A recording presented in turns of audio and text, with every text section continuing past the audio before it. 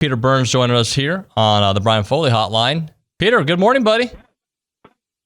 I miss you, dude. I haven't had a chance to talk to you in a couple of weeks. So I just want to let you know I miss your muff, just like an anchorman. I think I appreciate that. How you been, man?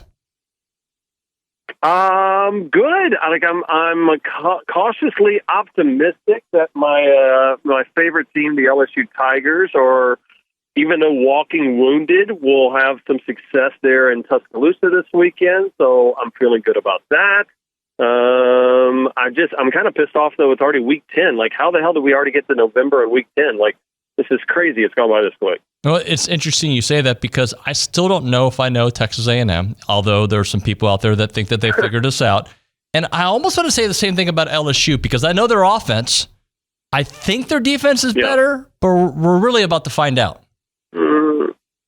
Yeah, I mean, the defense had gotten a little bit better, but they had some monster blows over the last week and a half in this bye week where, basically they're going to be down 4 of their secondary, which was not very good to begin with. So that's a blow for them. And then Mekhi Wingo, who was just a fantastic defensive lineman for them all season long, he just actually had surgery earlier this week, so he's out for probably 6 weeks, if not the remainder of the season. So, LSU, while kind of rounding into shape, they needed some type of a speed bump. They don't have to have great defense, right? They don't need to have wrecking crew defense. They just need a speed bump right now for how good that offense is. And I don't know. I mean, they got an HOV lane right now for their defense because of all the injuries and how bad they already were. So let's talk about that. The offense can certainly score. I mean, they're the best in the country, right? So can the offense score enough against a Bama offense that I think is good? But, I mean, they're what, 50th in the country, 60th good? Like, they're not somebody that I think LSU needs to worry about. Can they score enough in this one?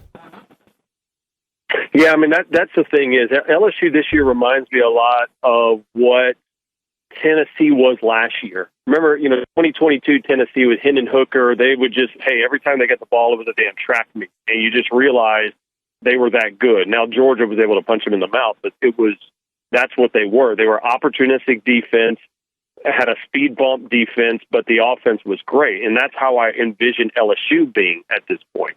I just don't know right now if there's enough of a speed bump. Like, Milroe's going to turn the ball over once a game.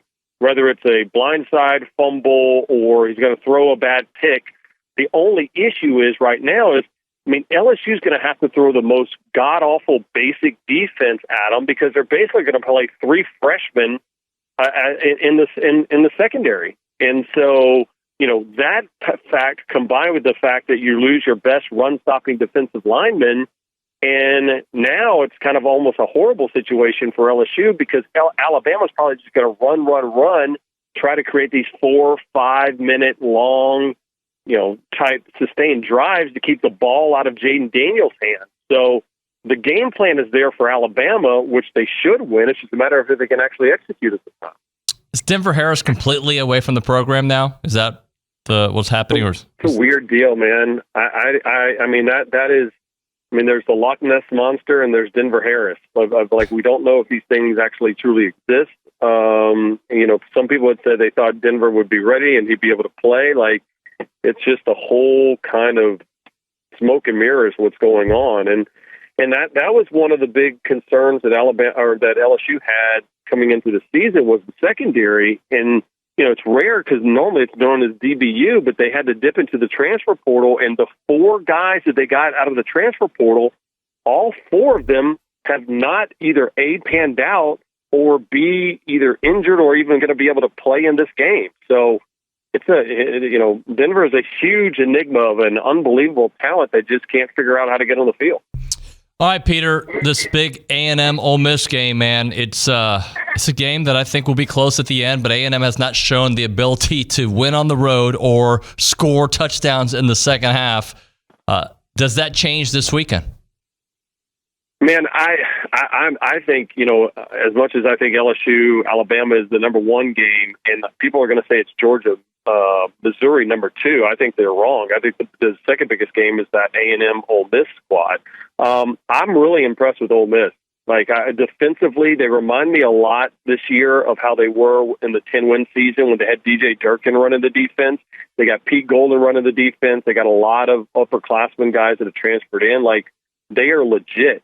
And I think they're actually rounding into a really good team. And I think this could be a struggle for A&M. Like, they've got playmakers. The only problem is, and I don't know if you noticed this, and maybe it's just outside looking in and you got more perspective on it, but I feel like every time I watch Max Johnson and this A&M offense, it's like listening to a podcast at like 0.75 speed, right? Like, it's not full speed, right? It's not normal. It's just a little bit slower. Like, the plays develop slower. Max's delivery is a little bit slower. Like, now you get the ball to Anais, or you get the ball to Noah, you get the ball to any of these playmakers, and all of a sudden, boom, they're super fast.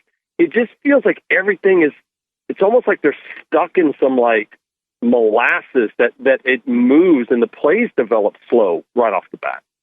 So do you remember it being that way at LSU? Like, is that something because he's processing all this information? Was he that slow developing there? Yeah, I don't know if it's necessarily, I don't know if it's a process aspect of it, right? I don't know. I think it's almost like it's almost like a delivery. Like, when he almost has like a wind up, like I can go back now and I remember like watching Connor got rid of the ball quick, right? Like, hey, if he made a decision, he was going there, boom, it was out.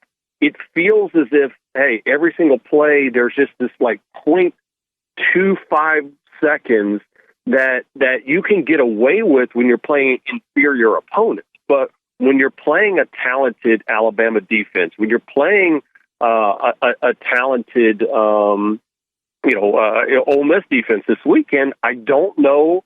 I think that 0.25 seconds that it seems to move a little slower is a difference maker, right? So, I don't know. I will say this though, and I feel like I've been told negative Nancy on the Aggies. I did like last week, albeit it was against South Carolina.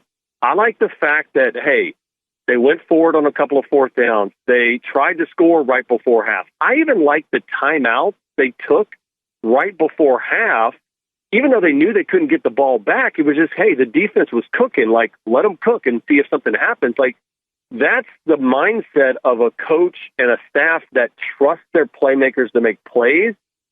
And I've always held their feet to the fire because I always felt Jimbo didn't trust his players enough. It was too conservative, and that hurt the team as an overall. How much do you enjoy the feud between Lane Kiffin and Jimbo Fisher? I think it's a little bit. I think Lane doesn't have beef. Lane likes attention. Right? Like, I don't think Lane actually truly hates somebody or whatever. I think Lane just likes to poke the bear a little bit because it gets him trending. But I will say this about Lane, because I've ripped Lane to shreds over the last decade, ever since he acted, I thought, like a petulant child when he left Alabama in the middle of the national championship run. I noticed the way Lane coached against Auburn that made me think he had finally grown up. Because he wanted that Auburn job badly, and Auburn didn't give it to him. And so, he could have made this a whole spectacle, a circus about him going down to Auburn and what it was like, but he was really quiet about it. He didn't say really a word. He just went and coached, and he didn't make a big deal out of it. I'm like, that's the first time I've seen Lane not act like a keyboard warrior on a big game. And I was like, all right, maybe it's the moment he realized this team is really good. Let me get it the hell out of the way and let me just coach. And if that's the case, I think Ole Miss is a pretty damn good squad.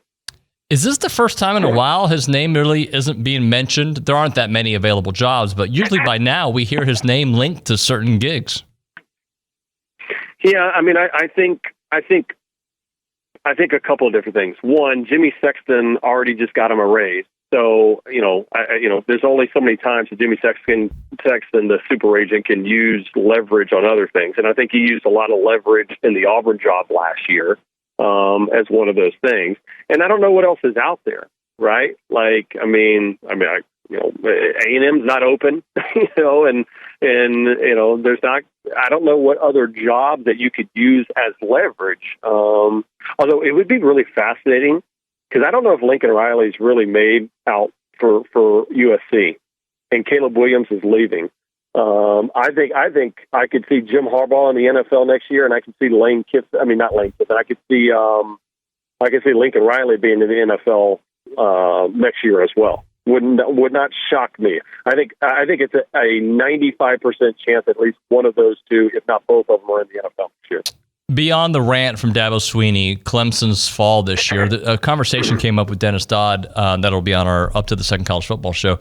Do you remember a coach who loses his fastball, let's just say, regaining it? And there's a lot of coaches you can point at, but like a guy who's been at a national championship level, kind of dips 1 or 2 years. Do they ever get back to that level? I'm trying to think, at least in college football.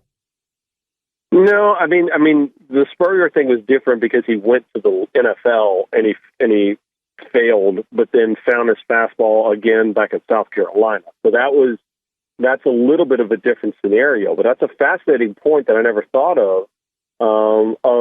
Hey, who was up against the ropes? Now, you could argue it was Jim Harbaugh, right? Like Harbaugh took in, Michigan, had him playing pretty well, but then he had 2 or 3 bad years where they're like, I mean, he literally went to Michigan and said, cut my salary. Like, don't fire me, cut my salary, and I guarantee you we'll get better.